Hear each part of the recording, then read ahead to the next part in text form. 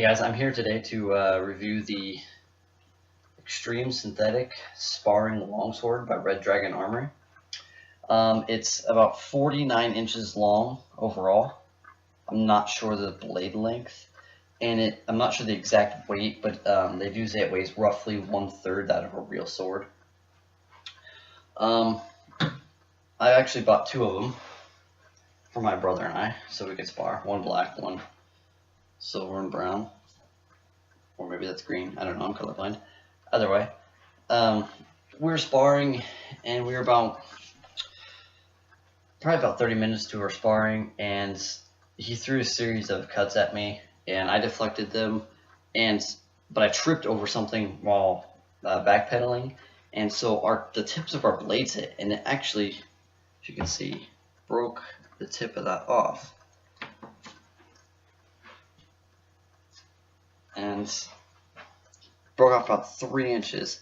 Upon further inspection, it looks like it was melted a little bit. So I wonder if that maybe affected the durability of the blade. I did buy it on Amazon.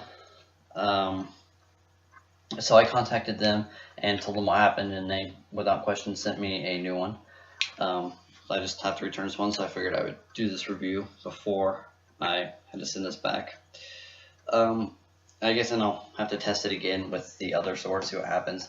Like I said, both swords hit each other on the tips, and this one is fine, no damage at all.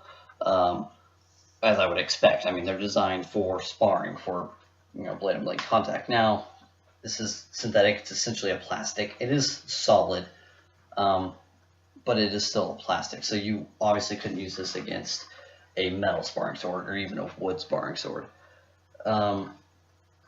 Because it is plastic, it is actually quite flexible, which has its downfalls because it makes certain techniques difficult, because you know, if you try to parry with just the tip of your blade, sometimes the blade will flip off.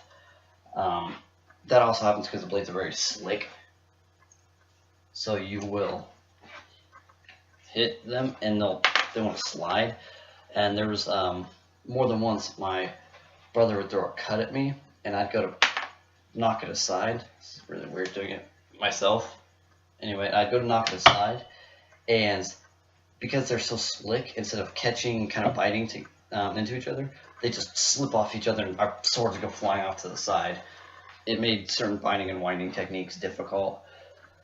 But if you're looking for something like doing an arming sword and a shield where there's not a lot of blade and blade contact, I don't think that'd be an issue at all. Even here, it wasn't a huge issue, especially if you're doing slow work. Probably the best thing I have to say about this is the price. On Amazon, they go for about $70. So they're cheap, they're good, which is also really good, assuming price isn't issues, because they are so flexible, you don't really have to use sparring gear or armor with it. My brother and I didn't. We wore gloves, something like that, just with some hardened knuckles and just a little bit of padding in case your hands get smacked. And we wore hoodies. We weren't doing face shots, so we didn't wear face protection, although occasionally a stray stripe would hit there. But no serious injuries occurred. We avoided thrust for the most part. We did some, but we were careful, and we weren't sparring very hard. We did some slow work first, and then got a little bit into the sparring. But it's got a nice flexibility for that safety, so you don't necessarily need all that expensive gear. Even your quillions here have rounded balls in the end, so as opposed to square balls. But anyway, so you're not have to worry about those, piercing the body or something. It's very nice. And the blade actually comes apart, or the sword comes apart. So, again, assuming price or money is an issue, if you, say, break your guard, you can go and buy just a separate guard. I don't think Amazon sells the guards by themselves. Medieval Collectibles do, and I'll link both Amazon and Medieval Collectibles down in the description. But the reason I bought the sword itself at Amazon, not Medieval Collectibles, is because Amazon sold it for about $20 cheaper. But like I said, they don't sell little pieces. So if you damage your pommel or your rubber guard here, or not guard, sorry, your rubber grip here, or your guard or your blade, you can just go buy that without having to spend the money on that whole sword. Also, on some of your other blades, like the cutlass, if you buy the cutlass and then you decide you want a messer, you don't have to go buy a messer. You can just go and buy a different guard and pommel, and that works fine.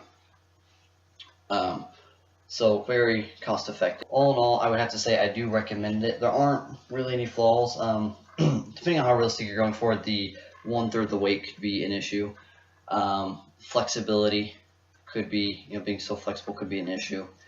And I don't really want to call this an issue, but the guard does, or the, sorry, not the guard, I keep saying that. The grip does feel a bit, it feels like it could be tighter in there. Like almost like it's too wide, too big around. But it doesn't slide or anything, your hands don't slide on it. And while you're gripping it, you don't notice it. It's just something like if you mess with it a little bit, you kind of do notice it. But didn't really see it as an issue because it doesn't affect the performance of it at all.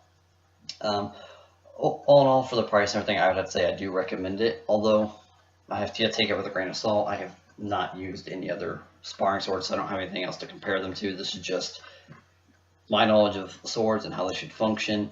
Say hello to my assistant here today, my little sister. And thanks for watching.